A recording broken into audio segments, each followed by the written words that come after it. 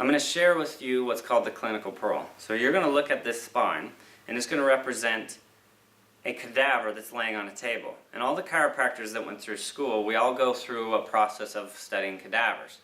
Did it for about a year. We're dissecting.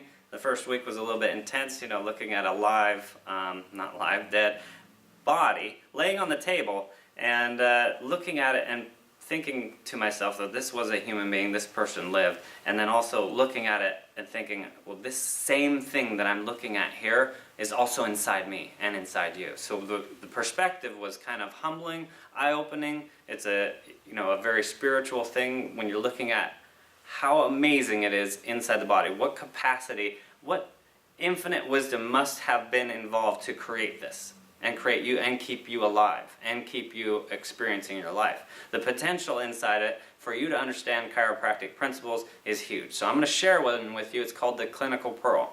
And the chiropractor that explained this to me, he told us that this idea will help you save somebody's life. And I believe it will help you save somebody's life as well. So what he did, he took the cadaver, which had all the organs removed, up front, so you could see in the back of the spine. So everything was removed out of the front. You could look into the cadaver and look down and see the nerve system.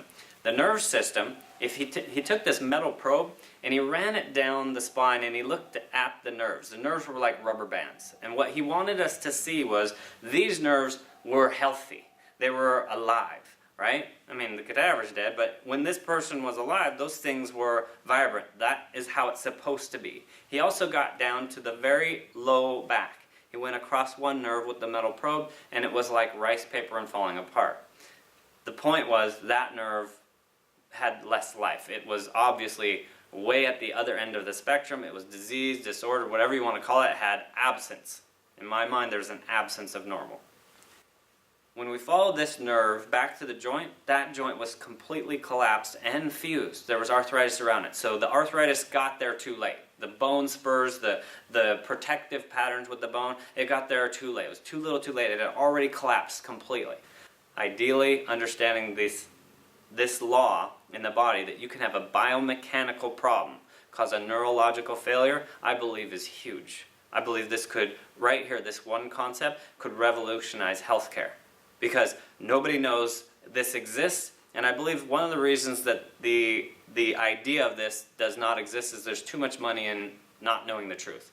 There's way too many systems that are running full speed ahead, treating symptoms, and if we knew this, that would devastate their productivity and their bottom line profit. So this is a concept right now that if you understand it, you could at minimum share it with the people that you love, and share it with people that are on the outside that you don't even know, which is one of the things that I do. I do my best to tell everybody I can. I'd never want to be in a position where I wish I would have told somebody later. So I don't care what people think of me as much as I care about them.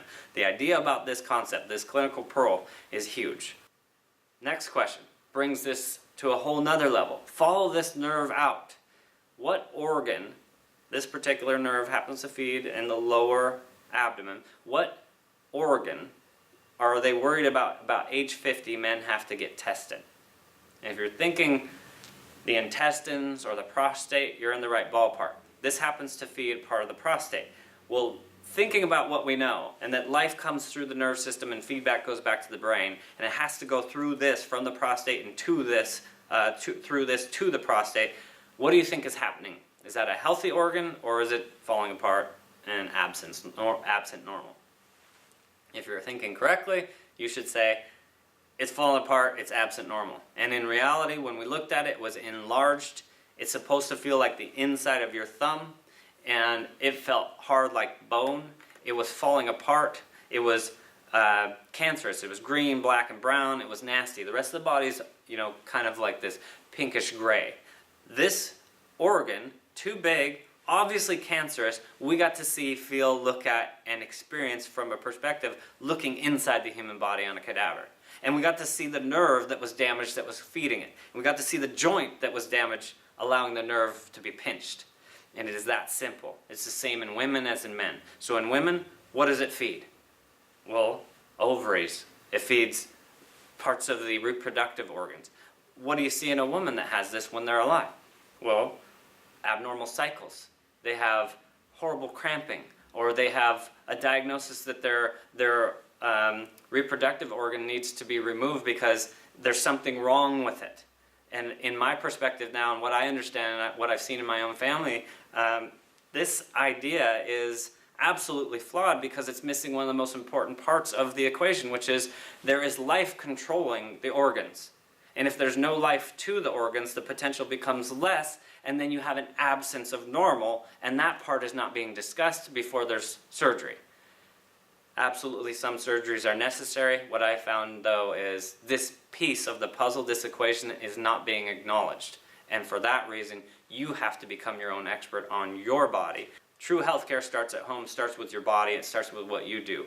Eat good food, think right, sleep right, exercise, clear your nerve system. There's pillars of health that add life to the body.